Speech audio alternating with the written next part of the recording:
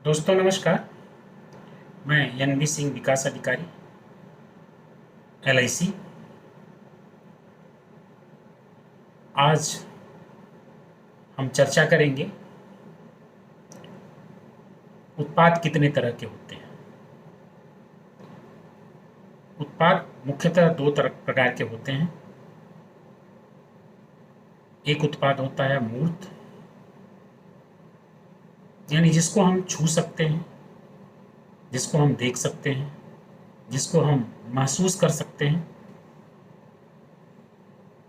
यानी कि टेंजिबल। और दूसरे किस्म का उत्पाद होता है जिसको हम कहते हैं अमूर्त। अमूर्त साथियों, जिसे ना तो हम छू सकते हैं, ना तो हम देख सकते हैं, केवल उसे हम महसूस कर सकते हैं। प्रायः यह देखा गया है कि अब मूर्त और अमूर्त में अंतर क्या है। सामान्यतः अगर कार, मकान, ये सारे प्रोडक्ट जो होते हैं वो मूर्त किस्म के होते हैं। वहीं ठीक दूसरी तरफ बैंकिंग के प्रोडक्ट, इंश्योरेंस के प्रोडक्ट, शेयर मार्केट के प्रोडक्ट, ये सारे प्रोडक्ट अमूर्त यानी नॉन टेंजिबल होते हैं।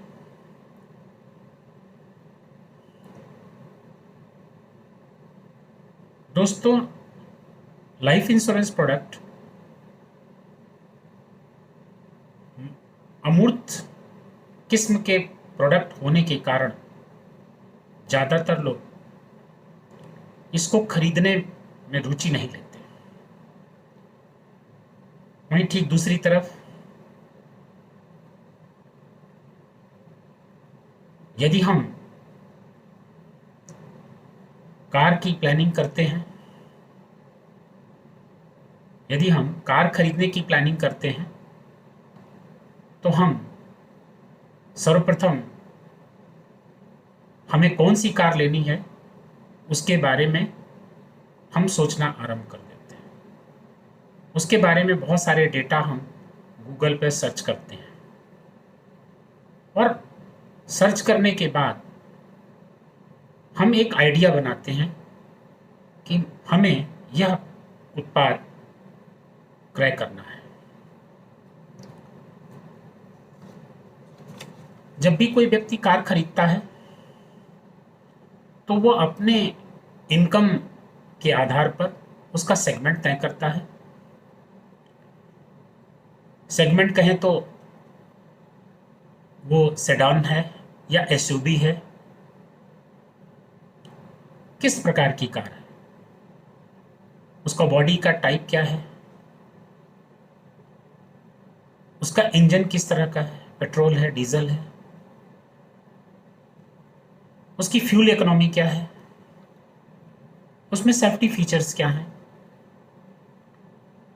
और तो और हम उसके डिप्रिसिएशन वैल्यू तक की जानकारी रखते हैं कि कौन सी कार की डिप्रिसिएशन वैल्यू क्या है। आज यदि हम इसको 4 साल, 6 साल, 10 साल के बाद इसको हम बेचेंगे तो इसका मूल्य मुझे क्या मिलेगा। और अगर आज हम इसे खरीद रहे हैं तो इसके साथ साथ इसकी इंश्योरेंस की वैल्यू क्या है, इसका कितना इंश्योरेंस की कॉस्ट आएगी। इन सारे बातों को हम ध्यान रख करके और फिर हम फिजिकल जांच के लिए संदर्भित एजेंसी के पास जाते हैं। एजेंसी का सेल्स एग्जीक्यूटिव हमें उस कार को के डिस्क्रिप्शंस को बताता है, उसके वेरिएंट्स को बताता है, उसकी कास्ट के बारे में बताता है और साथ साथ हमें उस कार में बिठाकर एक टेस्ट ड्राइव भी कराता है। ये सारी चीज़ें करने के साथ हम उस प्रोडक्ट को खरीदने का मन बना लेते हैं कि अमुक कार मेरी बजट में है और अमुक कार ही मुझे खरीदनी है। वहीं पे ठीक दूसरी तरफ जीवन बीमा का प्रोडक्ट, चूंकि अमूर्त किस्म का प्रोडक्ट है, इसलिए हम लेने का मन तो बनाते हैं, परंतु हम इस प्रोडक्ट के बारे में, ना तो हम इसके फीचर के बारे में, ना ही इसकी बेनिफिट्स के बारे में, ना ही इसके जो भी अन्य तरह की इसके जो लाभ हैं, हम किसी भी लाभ और हानि के बारे में ना सोच करके, क्या लाभ होंगे क्या हानि होंगी इनके बारे में ना सोच करके सीधे हम प्रोडक्ट को लेने से मना कर देते हैं।